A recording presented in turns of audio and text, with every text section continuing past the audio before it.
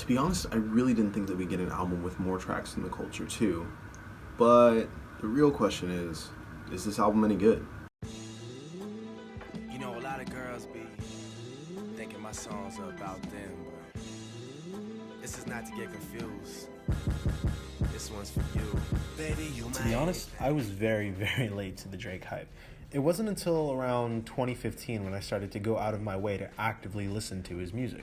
See, Drake's glory days of Nothing Was the Same, Take Care, that was during my Born in the Wrong Generation phase, where Lil Wayne was the bane of my existence and anyone associated with Young Money was the Antichrist.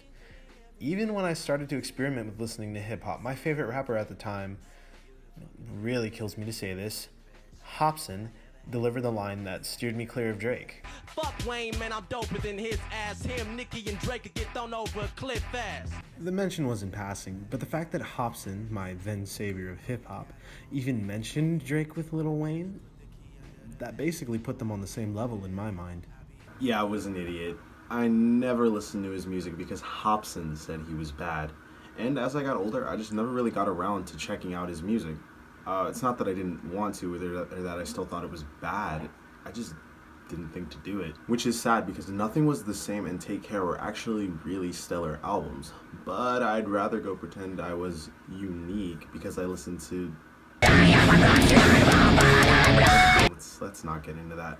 I wasn't fully on board with Drake until one song. And that song was...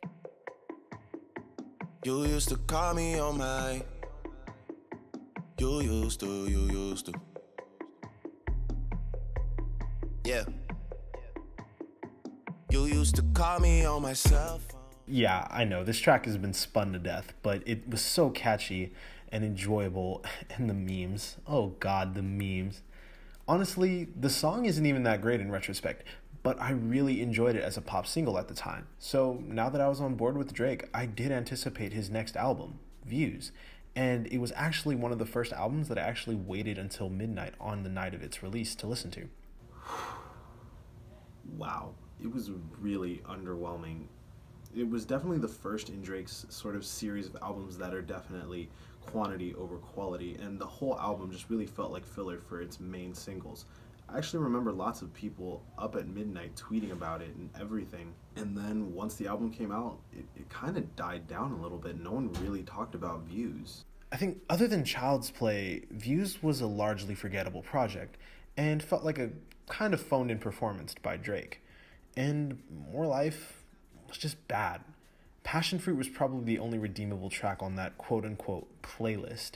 I mean, I sat through an hour and 20 minutes of tracks that weren't good enough for an already mediocre album for one good song. I want to know who motherfucking representing it here tonight. Hold on.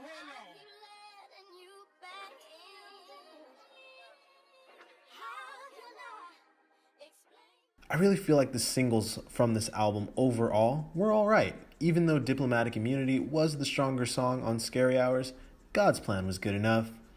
Although I only feel like the reason it's still charting is because of that music video. And the second single, I really felt like I was in the minority because I kind of dug the Lauryn Hill sample, but other than that, Nice for What was alright. And I thought I'm Upset was fine. It honestly was probably my least favorite of the three, but it was fine.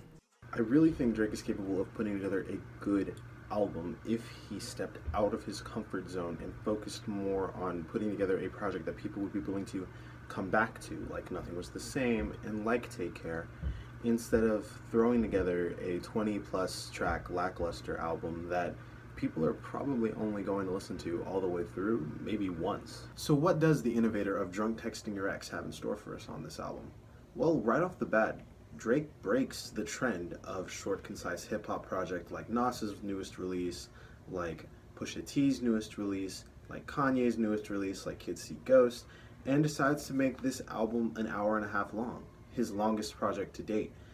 So, of course, Drake would be the one to break the trend. As I previously mentioned, his albums have been more quantity over quality lately. The first song I really liked was Emotionless. I like what he was trying to say, and there's a part of the song where he mentions how social media affects people and how they act with lines such as, "I know a girl who saves pictures of places she's flown to post later to make it look like she's still on the go," which I'm pretty sure there are plenty of people who are guilty of that. I think he handled the concept pretty well, actually. He also looks at this song as an opportunity to bring up his kid, where he was talking about how he wasn't hiding his kid from the world, he was hiding the world from his kid, which, of course, that sounds like something Drake would say, but I honestly just feel like that's him trying to cover up the fact that Pusha T really did expose the fact that he had a kid with an adult model. But overall, I liked the song and really had no complaints through my least favorite single in I'm Upset. 8 out of 10 was another track that I enjoyed, and it had some good production, although it had such an odd outro to it. Another track I thought was pretty decent was Mob Ties. It's actually kind of dope. Nothing really deep or profound is said, but I like the production, and that's the case with a few of these songs. But Is There More is a song that asks a lot of questions, such as, is there any sense in doing these songs when I'm high? Is there more to life than all of these corporate ties? Am I missing something that's more important to find, like healing my soul, like family time? And I would really like to see Drake put a little bit more effort into talking about his experiences and how he feels and how his life has changed since he's one of the biggest stars of this generation. I also would like to hear him talk a little bit more about having a kid. The kid is brought up in maybe 1 or 2 tracks in this album, and I really hope that in the future he kind of starts to talk about fatherhood and how it's changed him as an adult. Then we get to tracks like Peak, which in my opinion was just an auto-tuned mess. And now, I know Drake has never been one with vocal strength. I can't get over you. You left your mark on me. I won't show high love and emotion endlessly. With that being said, I'm not sure how I felt about him having some of his vocal performances back to back to back. It kind of dragged the album down a bit. I feel like there should have been sprinkled throughout the first 12 tracks. However, the second half does pick up a little bit with Nice for What. And I don't care what anyone else says. In the context of the album, I really enjoyed it. After that, the album honestly kind of drags and gets a little boring. There's a few tracks that I did enjoy, Finesse being one of them. But it's hard to really get into the stronger tracks on the second half when there's so many filler songs like Ratchet Happy Birthday, which is probably my least favorite on the album. And to be honest, it seemed kind of dumb, pointless, and lazy. You know, and when he has tracks like that on the album, I get the feeling that Drake just needed filler. I can't help but feel that he put his best foot forward with the first half, and the rest was just put on there to fill a quota because him or the label wanted streaming numbers to maximize profit.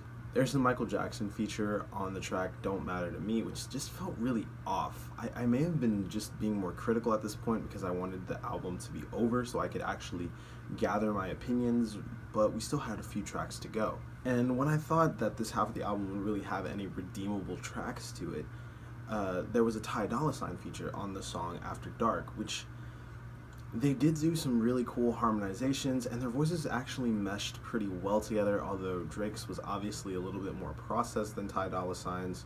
I'll probably be coming back to that song as it was one of the stronger songs on the second half of the album.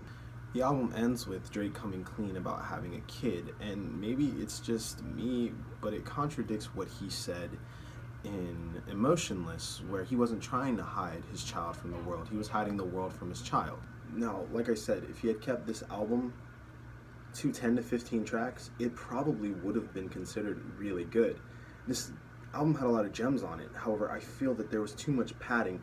The album could have been really good had the amount of extra tracks had been brought down. This album has a lot of gems on it. However, I feel like there was too much padding. The album could have been really good, but the album score was brought down heavily due to the amount of filler on the project. I really think he should have kept it to 10 to maybe 15 tracks at most, or split the album into 2 parts and release them separately.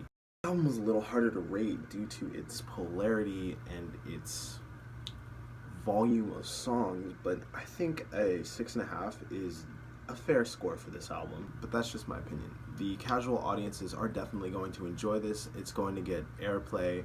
I mean, the whole album, at the moment I'm recording this, is charting on Spotify. And like I said, if you're looking for something deep or profound, you're really looking in the wrong place. If you stayed this long, you're the best. This has been Going on Record. In a whip so